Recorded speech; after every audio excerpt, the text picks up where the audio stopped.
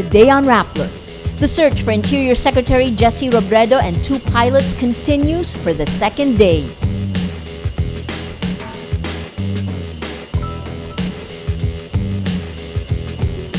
Friends and family of Robredo and his pilots hold a prayer vigil.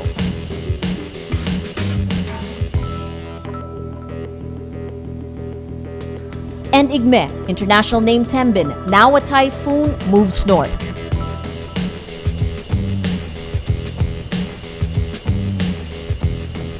Hello, I'm Maria Ressa. Welcome to Rappler, your social news network. It is day 2 of the search for Interior and Local Government Secretary Jesse Robredo and two pilots whose plane crashed in Masbate. One man was rescued Saturday. Ayi Makaraig is alive in Masbate. Ayi, what's the latest? Maria, as you've said, it's been over 48 hours since the plane of Secretary Jesse Robredo crashed in waters off Masbate, but as of today, the only things that were recovered were parts of the cockpit and the windshield of the plane. There is still no sign of the secretary and the two pilots who were with him. The focus today was 2 deep-sea dives conducted by a group of volunteer foreign divers as well as a team coming from the Philippine Navy. They were able to reach a depth of about 210 to 250 feet. What came out from those dives is the information that skid marks earlier found by divers underwater turned out to be not connected to the plane because the debris that was found was on a different path. It was perpendicular to those skid marks. Earlier, just a few minutes ago, the group of divers were meeting here tonight to coordinate the work, the dive plan for tomorrow, and it was decided that they will go out as early as 6 a.m. but their deployment will be based on information that is gathered overnight by sonar equipment also coming from the U.S. government and some sonar equipment also from the Philippines. So as they've said, the military officers were saying they really want the dive work tomorrow to be precise. Secretary Rojas says he wants a rifle-like approach, a precise approach to the plan tomorrow. So that will be again the focus tomorrow, the diving. Also tomorrow we're expecting more equipment from the U.S. government, a remote-operated vehicle, and this will be able to reach a depth of 1,000 feet to assist and to augment the work of our divers. So, Maria, despite the time that has lapsed and everything that we've heard in the past 48 hours, what is significant is that the government is still saying that they are on search and rescue mode for Secretary Robredo and the two pilots. Let's hear from what Secretary Moro has told us earlier. Well, that's a decision. May mga protocol naman na ganyan, and that's a decision that will be made as the time becomes necessary. But right now, in designation ito is search and rescue. Key members of the cabinet were in Masbate starting yesterday, i.e.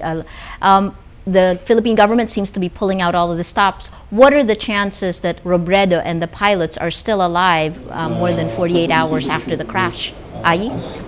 Well, Maria, that's really a very difficult question to answer now, especially factoring in the statement of the government that it is still on search and rescue mode. But we've been talking to some of the relatives of Secretary Robredo, his brother, some of his friends who were here, officials from AGA who he has known for a long time, and even they are starting to be realistic about this situation. They say that, after 48 hours, still they do hope that he's just out there, that he's still alive, that our search teams will find him, but they also have that sense of being realistic, the realization that the odds may be against them, and as we know, this is really a race against time, and the clock is ticking now. Tomorrow it's day 3, and as we've reported earlier, up until now we still haven't seen, there are still no actual sighting of the wreckage of the plane. So these are really all the elements that our officials and of course the people close to Secretary Robredo are considering. Meantime, the family of Secretary Robredo is in his hometown, Naga, waiting for word of any development in the search operations.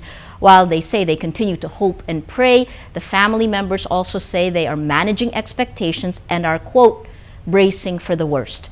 Natasha Gutierrez talks to some of the people Robredo personally helped as mayor. Nolita Nantes is quiet, working silently on her own. She's been here since Saturday when news of the plane crash spread, a volunteer serving food at Jesse Robredo's house in Naga City. And she does not plan to leave. Nantes says Robredo gave her children scholarships that sent them through school. Sa totoo lang talagang mahirap kasi personally si itong family na to malapit sa amin. Kasi naman siya pagdating sa mga ganyan na bagay, lalo na pagdating sa mga bata, sa mga pag-aaral nila, hindi magdadalawang isip yon. Personal money, magbibigay siya. Nantes is one of about 50 people waiting outside Robredo's house for news. Any news regarding Robredo. It has been 2 days since the crash and there is still no word about Robredo and the 2 missing pilots. His eldest daughter Aika faces media for the first time and captures the mood of the family and the supporters. Hopeful but realistic. At this point, we are still hopeful pero medyo we are also realistic at the same time. So hanggang wala pa kaming alam, hanggang nag-aantay pa rin kami ng balita, humihingi kami na tuloy pa rin tayo magdasal kasi malay natin okay pa naman talaga. From strangers to friends to family, all praying for the return of Robredo. Friends from all over the country come to support the family of the man they say always supported them. He goes out of his way to help us, even without calling for help.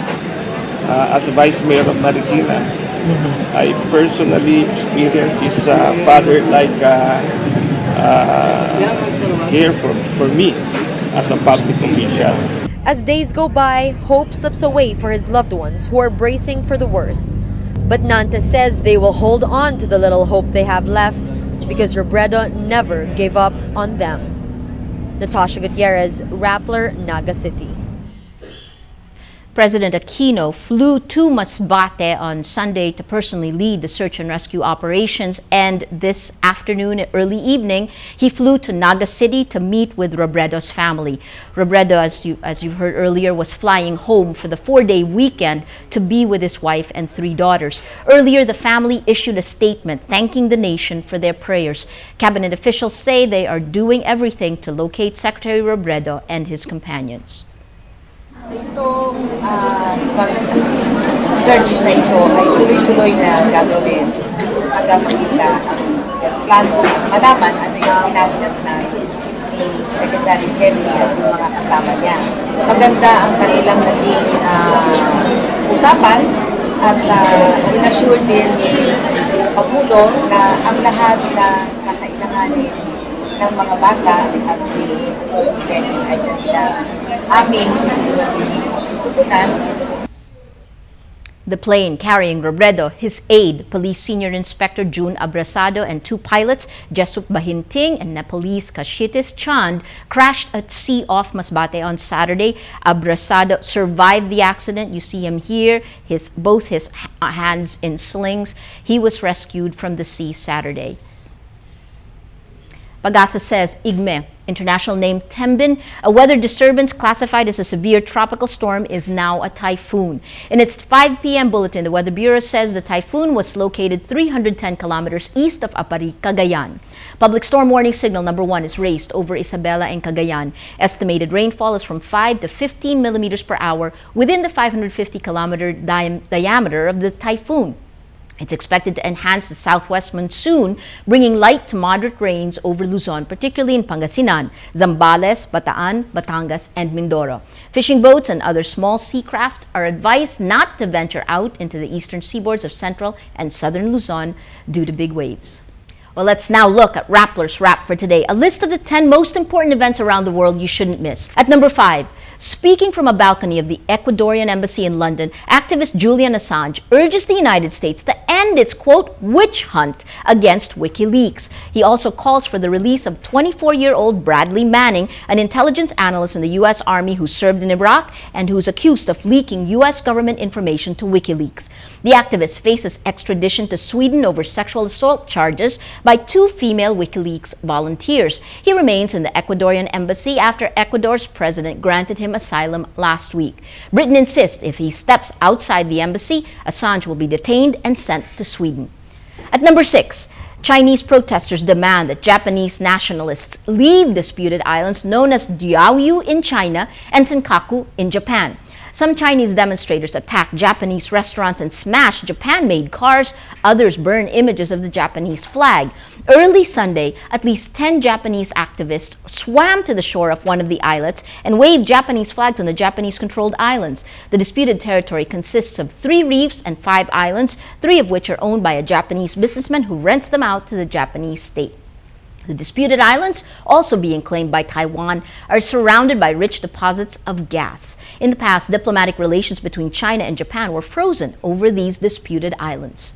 And at number 7, the United Nations ends an observer mission in Syria Sunday as UN envoy Lakhdar Brahimi, Kofi Annan's successor, says his task is no longer to prevent a civil war, but to end one. The 78-year-old Brahimi, an Algerian, has a formidable reputation at the UN and is seen to be independent of the major powers. For the full top 10, visit Rappler.com's The Wrap. Every story on Rappler has a mood meter where you can choose from 8 moods. When you click on a mood, your vote comes into Rappler's Mood Navigator, which is on the front page, the middle of the front page. Last Friday, if you remember, the Mood Navigator was angry, largely because of Tito Sotto's speech at the Senate against the RH bill. This is the last story from Friday, MVP Soto and plagiarism, 80% angry. And today you see, just over the weekend, a wave of sadness crossing. 9 out of 10 stories are sad. This is early Sunday morning. Masbate somber but hopeful for Robredo. This is 94% sad. It moved on to sundown in Masbate and Robredo's brother at 91% sad. At the end of last night, Robredo brother, dead or alive, I just want him found at 90% sad. The story that's gotten the most hits, this in the center, we're doing everything to save a good man, a quote by Mar Rojas, 95% sad, all leading to the mood of the day. Today, most people are sad. Well, that's Rappler's Newscast for today, Monday, August 20th, 2012. Visit Rappler.com and watch our newscast Monday to Friday. Tell us how you feel on our mood meter. I'm Maria Ressa. As we say at Rappler, tomorrow begins today. We leave you with this video essay from Patricia Evangelista.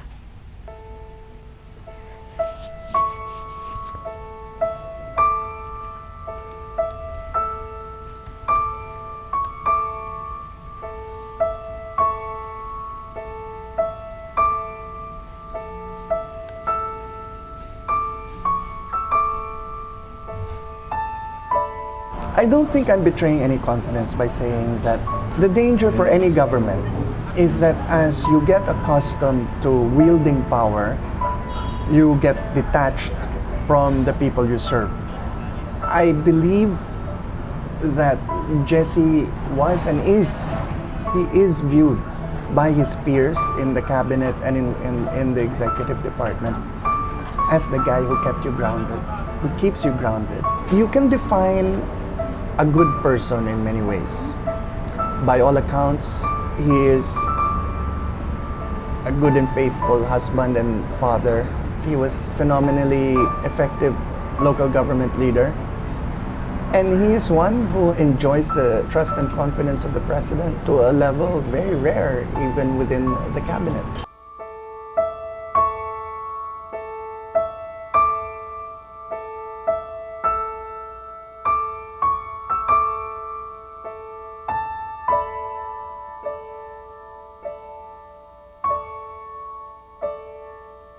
Personally, I can only judge the goodness of a public figure in one way. How willing they are to buck the odds and